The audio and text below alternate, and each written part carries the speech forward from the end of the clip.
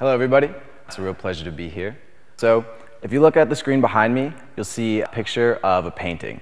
This painting is The Grand Canal of Venice by Paul Signac, and it's an excellent example of the product of somebody's imagination. So I'd like to start out with doing a little activity. We're all going to daydream together. So you don't have to close your eyes, but you can if you want. It's not going to alter the experience in any way. Let's begin now. So we're going to imagine that we are standing about ankle deep in a river.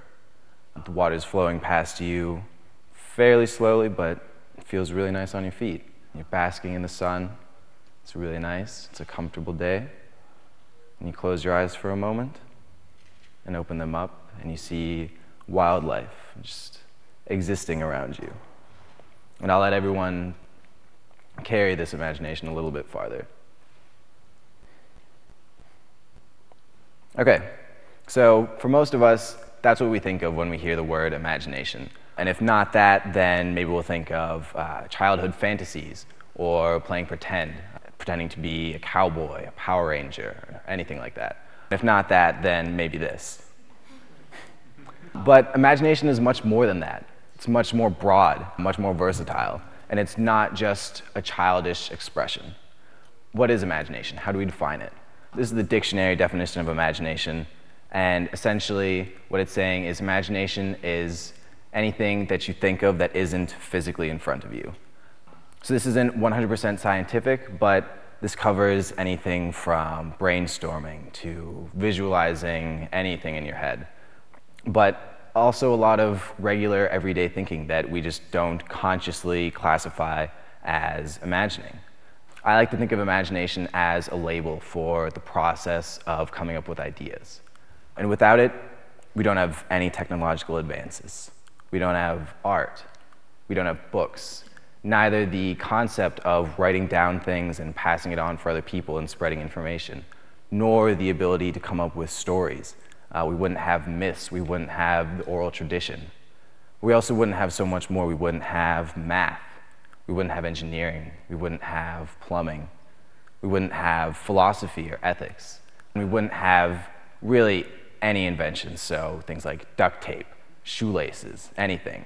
I'm not going to go into naming things because I could really just take that forever, but essentially, without imagination, we would have no way to bridge the gap between identifying a problem and being able to create a solution for it. We need to be able to imagine what that solution is and use our imagination to help bring it to fruition. Without imagination, we wouldn't have any of these things. We wouldn't be Neanderthals, we wouldn't be primal humans, because actually we share the capacity to imagine with chimpanzees and other monkeys. Granted, they don't have the capacity to imagine that we do. They have a very tough time distinguishing between reality and their imagination, similar to how young kids have issues doing that, but they sort it out as they grow and become more familiar with that. But I think that that's just an interesting connection with a part of the animal kingdom that we already share a lot with. So, up until now, I've been talking about imagination as this big umbrella that creativity falls under entirely, and how that has shaped our human existence and how we define ourselves as humans. But there's much more to imagination than that. And there's much more about how it applies to you, how it's a part of your everyday life. So when we use our imagination, we create mental images. Say, picturing where you left your keys, picturing how to get to work, the route to take that gets you there, what streets have stoplights, what streets don't. We imagine the image. Both of these words come from the Latin root imago, and this means likeness or a copy of something. Up here is a quote published alongside a study about mental images and imagining in everyday life. And if you look at this quote, it might prompt the question, where do we draw the line between imagination and memory? If I'm remembering something, then I'm trying to picture an image of something that isn't in front of me. So where do we make that distinction? The National Center for Biotechnology Information followed this path of inquiry, and they found out that both are functions of the brain that are similar cognitive processes, and they both take place in the same region of the brain, primarily in the hippocampus. For anyone who is unfamiliar with the anatomy of the brain, the hippocampus is this blue guy right here. It's really cute. It's shaped like a seahorse. But its primary functions are in emotional mediation and regulation, spatial navigation, and memory. So these two processes are pretty similar and both utilize that. And then a follow-up study inquired more into how are they different, because we don't want to consider them exactly the same thing.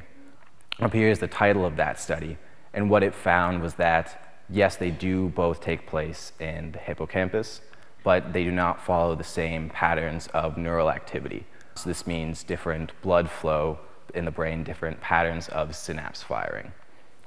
However, depending on the content of what you're imagining, you could use the two words, imagination and memory, interchangeably. Often, things that we imagine are just remixes of things we've seen before. Depending on the content, you could just be reorganizing images that you had seen before, and you could use the two words interchangeably. We've established the connection between memory and imagination, but what's the point of that? What are we going to get out of it? Well, this opens up the path of inquiry into how the brain works, and maybe do these two functions strengthen each other? Does exercising one help the other function better? And conversely, if one begins to deteriorate, does the other do so as well? More studies done by the National Center for Biotechnology Information discovered that as memory deteriorates in elderly, both in depth and the amount of details you can remember, so does imagination. So as one falls apart, so does the other. But what's even better is that they can strengthen each other. So how this happens is through self-imagination. Self-imagination is whenever you imagine or think of something as it directly applies to you. There are a number of different ways to do this. Research has already proven that self-imagination helps in almost all areas of memory.